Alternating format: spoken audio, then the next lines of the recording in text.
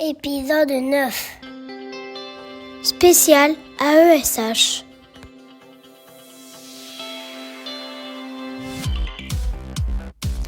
Bonjour à toutes et bonjour à tous et bienvenue dans ce nouvel épisode du podcast de la CFDT. Aujourd'hui, nous allons parler d'un métier indispensable à l'école inclusive, celui des AESH, les accompagnantes et accompagnants d'élèves en situation de handicap.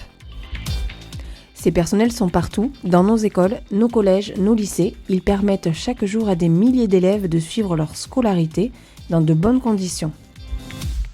Mais derrière cet engagement quotidien se cachent souvent des conditions de travail difficiles, une précarité persistante et un manque de reconnaissance criant. La CFDT reste pleinement mobilisée pour défendre leurs droits, faire avancer leurs revendications et rappeler à tous l'importance de leur rôle dans l'éducation nationale. AESH, un engagement essentiel des conditions à défendre, c'est tout de suite.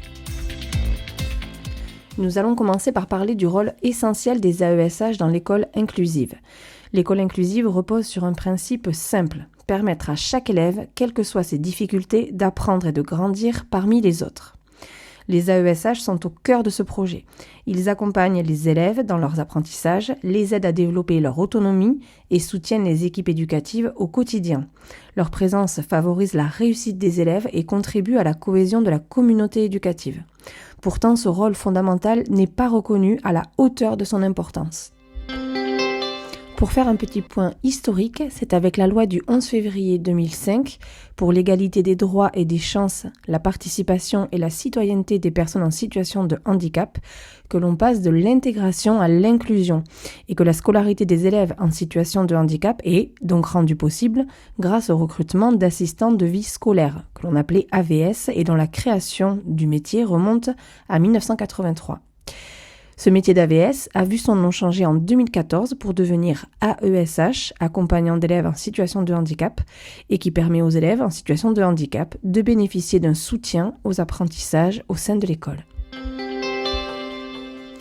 Nous allons parler maintenant des conditions de travail qui se dégradent. Depuis plusieurs années, la CFDT constate une dégradation des conditions de travail des AESH. D'abord, la multiplication des affectations sur plusieurs établissements. Beaucoup d'AESH sont contraints de se déplacer entre 2, 3, parfois 4 écoles dans la même journée. Ces déplacements ne sont pas toujours comptabilisés ni indemnisés. Pourtant, ce temps de trajet, c'est du temps de travail. La CFDT demande la reconnaissance pleine et entière du temps de déplacement entre établissements et la prise en charge effective des frais correspondants. Autre difficulté, les emplois du temps imposés sans concertation, souvent à la dernière minute. Les AESH doivent être intégrés à la construction de leur emploi du temps, notamment quand ils accompagnent plusieurs élèves ou partagent leur temps entre établissements. Et enfin, le nombre d'élèves suivis augmente, parfois au détriment de la qualité de l'accompagnement. Un AESH peut suivre jusqu'à 8 ou 10 élèves avec des besoins très différents. Ce n'est ni humainement ni pédagogiquement soutenable. Ensuite, nous allons parler d'une précarité persistante. La majorité des AESH sont en contrat à durée déterminée, souvent à temps incomplet. Leur salaire dépasse rarement le SMIC et beaucoup peinent à vivre décemment de leur travail. Ces situations sont indignes d'un service public qui prône l'inclusion. La CFDT revendique la création d'un véritable statut de la fonction publique pour les AESH, garantissant la stabilité de l'emploi, la progression salariale et l'accès à la formation.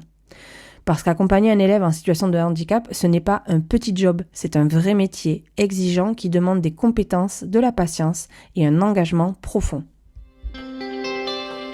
La CFDT, une vigilance constante et des combats concrets. Partout sur le territoire, les militantes et militants CFDT accompagnent les AESH, les écoutent, les conseillent et portent leurs revendications auprès des rectorats et du ministère.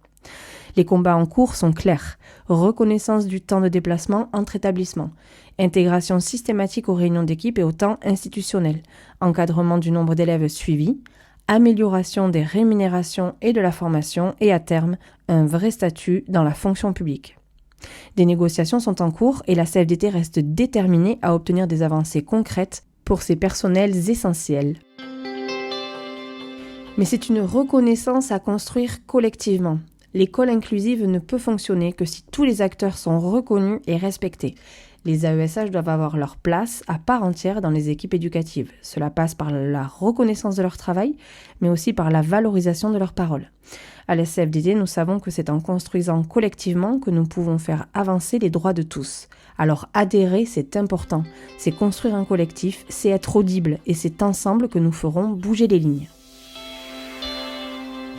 Je vous remercie pour votre écoute et je vous dis à très bientôt pour un nouvel épisode du podcast de la CFDT.